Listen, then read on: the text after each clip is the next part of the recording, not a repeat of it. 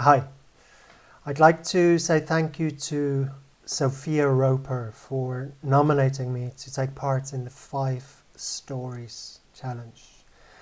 As far as I understand, this is a challenge that stretches over 5 days.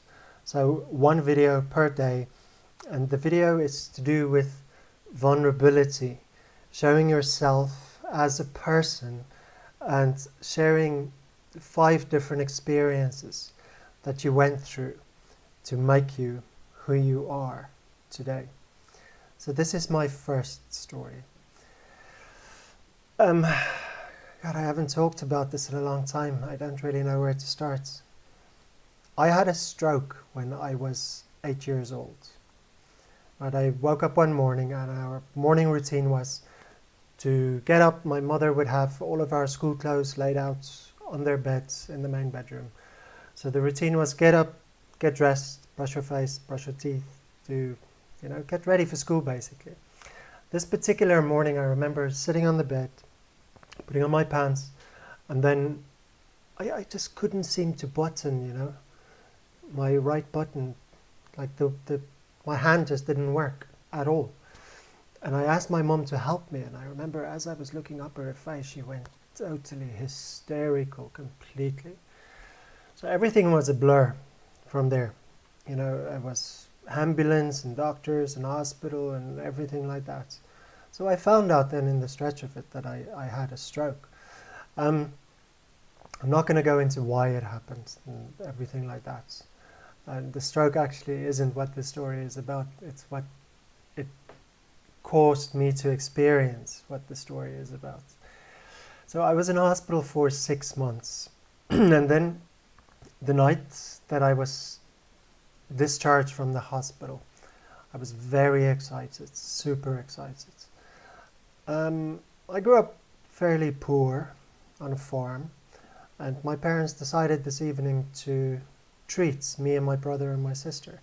McDonald's had just arrived in South Africa. This was around about 1988, around about there.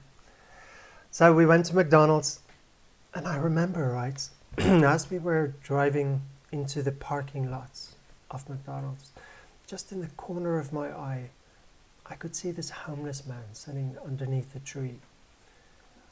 And it immediately caught my attention. It was like an invisible cord that was tied to my body, and the other end was tied to this man. So I didn't think much about it, being an 8-year-old, just having spent 6 months in a hospital.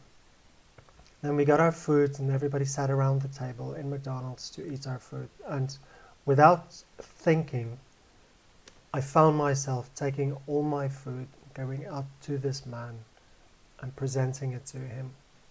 And I just remember him looking up at me and starting to cry and saying thank you.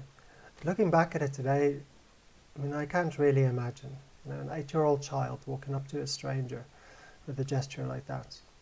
But what it taught me is that sometimes the hards of life can press us down so bad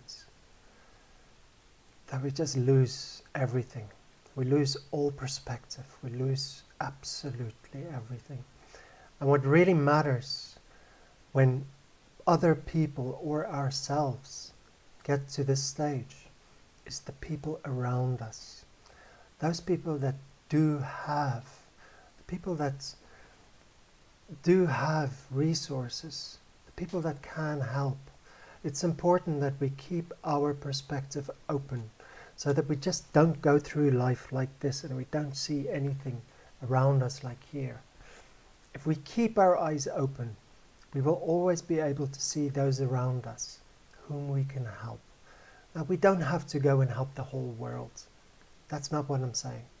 But what I'm saying is when you notice that there's somebody that needs help and you happen to be at that time, at that place, it's not going to hurt you to help them at all.